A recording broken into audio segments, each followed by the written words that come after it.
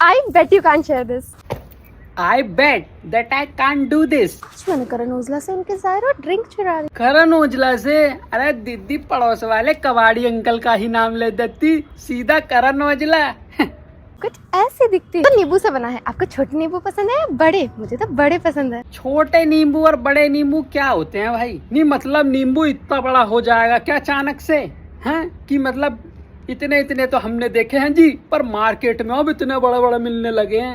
ये तो काफी खट्टा, मीठा और एकदम स्वादिष्ट है, बिल्कुल मेरे नींबू की तरह। सुनिए सर, 10 के पैमाने पर मैं इस ड्रिंक को दूंगी पूरे 8 अंक। यार मैं तो मतलब ये सोचता हूँ कि हमारे घर वाले, मेरी वीडियो एक उनके सजेशन में आ गई थी तो वो मुझे बोल रहे कि अरे क्या बनाते रहते हो। अरे भाई तुम्हारे घर वाले कुछ नहीं कहते क्या तुम्हें कि तुम मतलब क्या कर रही हो?